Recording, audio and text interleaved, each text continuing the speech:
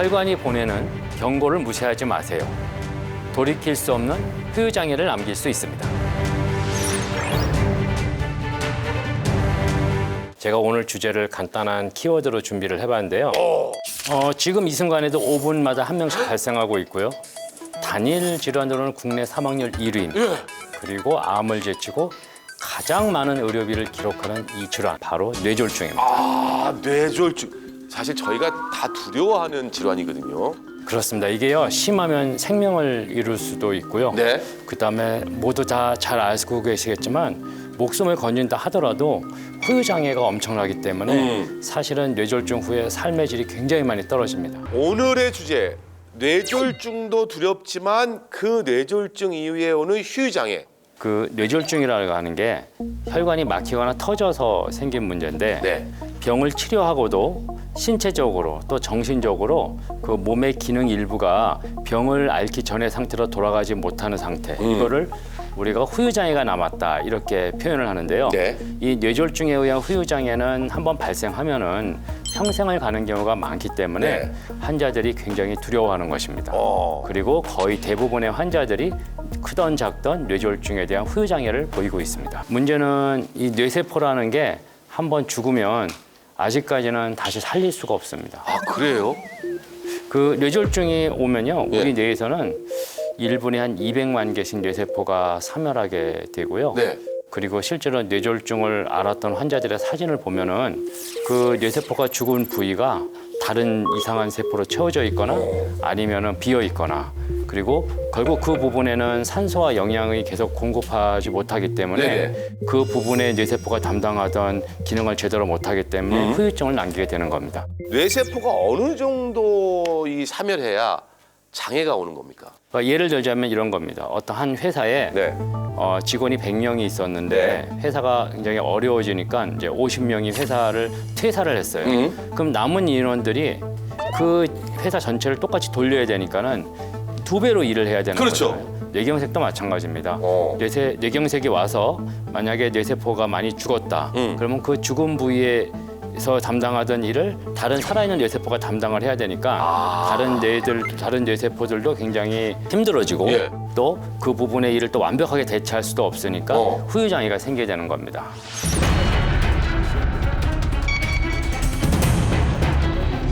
실제로 응급실에도 오는 빈도수가 가장 많은 질환이기도 하죠. 많은 편이죠. 주무시다가 생겼는데 네. 일어나 보니까 장애가 있더라, 오. 증상이 있더라. 오. 본인이 만약에 의식이 있고 움직일 수 있다면 네네. 혹은 주변에도 가족분들이 그걸 바로 발견했다면 네.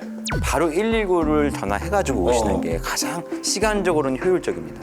그래서 그 예후를 결정하는 그 시간을 우리가 골든 타임이라고 그러는데 네. 그 뇌졸중의 골든 타임은 4시간 반입니다.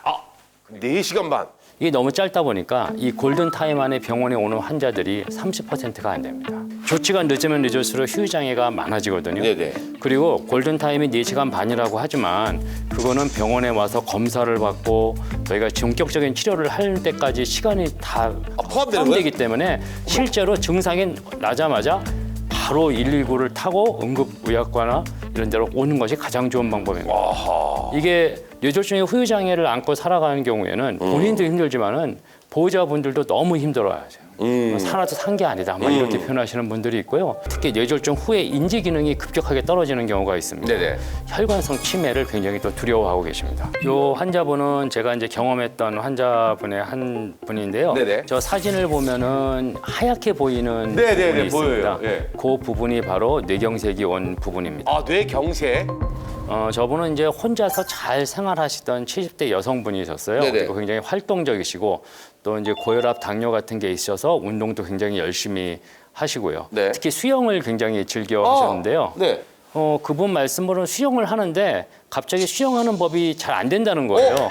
그래서 이제 한번 이제 물에서 좀 고생을 하신 다음부터는 기억력도 조금 떨어지고 이제 활동량이 잠깐만 주는 거예요. 네. 그리고 이제 보호자인 아들이 통화를 하거나 가서 만나서 이야기를 하면은 잘 이렇게 이야기가 잘 이어지지 않는 것 같다. 그래서 병원으로 모시고 오셨던 분입니다. 그러면 이런 것을 어떤 치매라고 불러요, 교수님? 이런 단 한 번의 작은 뇌경색으로 치매가 왔다 그래서 단일경색 치매라고 저희가 혈관성 단일 경색 치매. 어떤 환자분 경우에는 이런 경우가 있었습니다. 이제 총 3번의 뇌경색이 발생을 했는데 네.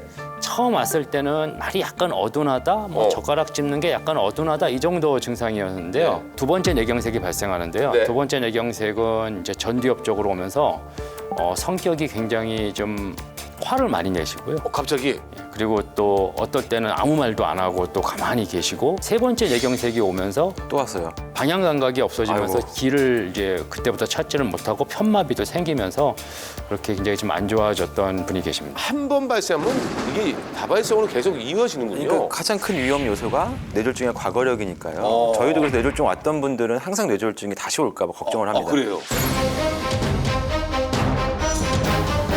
전조 증상이라는 게 혹시 있지 않나요? 이게 제일 중요해요. 전조 증상. 이걸 빨리 알아야 우리가 오니까요. 환자들 중에 한 10명 중에 4명은 뇌졸중이 오기 한 달 전 또는 일주일 전에 전조 증상과 유사한 증상을 많이 경험한다고 합니다. 그런 걸 우리가 미니 뇌졸중. 뇌혈관의 혈액을 담당하다가 그 부분이 일시적으로 혈류가 중단이 돼가지고 어떤 증상을 보였다가 혈류가 다시 개통이 되면서 그 증상이 사라지는 그런 경우가 되고요. 그래서 이런 경우는 실제로 그 후에 뇌 정밀 촬영을 해도 뇌졸중이 잘 안 나타나는 경우가 있는데 하지만 그 주변 혈관이 이미 좁아져 있거나 동맥경화성 그 변화를 보이는 것으로 추측을 할 수가 있습니다. 그래서 결국 이런 아주 가벼운 증상을 무시하고 넘어가면 안 되시는데요. FAST 캠페인이라고 하는 것을 합니다. 이것은 이제 영어 약자 FAST를 네. 가지고 만든 건데요. 먼저 F는 face입니다. 즉 얼굴이 비대칭으로 그렇게 웃거나 뭐 이렇게 그럴 때 얼굴에 비대칭 마비가 왔는지, 그 다음에 A는 이제 arm, 즉 팔을 얘기하는데 팔다리 한쪽으로 힘이 빠지는 증상이 있는지, 네. 그다음에 S는 그 스피치입니다. 즉 말을 하는데 말이 어둔해진다거나 잘 안 된다는 거. 그다음 마지막 T는요 가장 중요한 타임입니다. 그러면 빨리 응급실로 모셔야 한다는 거. 아하. 그거는 전 세계에서 공통적으로 이 캠페인을 하고 있는 것입니다.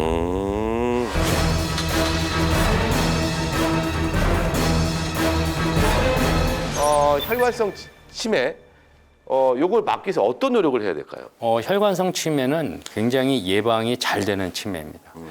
먼저 고혈압, 당뇨, 고지혈증 이런 게 있으시면 이제 그런 거에 대한 질환을 잘 치료를 하셔야 되고요. 그다음에 규칙적으로 운동하시고 짜게 드시지 않으시고 그다음에 더군다나 이 노인분들의 경우에도 지속적인 뇌 활동을 하셔가지고 기능을 유지시키는 것이 굉장히 중요합니다. 네. 뇌졸중은 예방이 제일 좋은 치료법입니다. 금연하시고 절주하시고 규칙적인 운동 그리고 지속적인 뇌 활동을 하셔가지고 뇌졸중과 혈관성 치매를 예방하시기 바랍니다.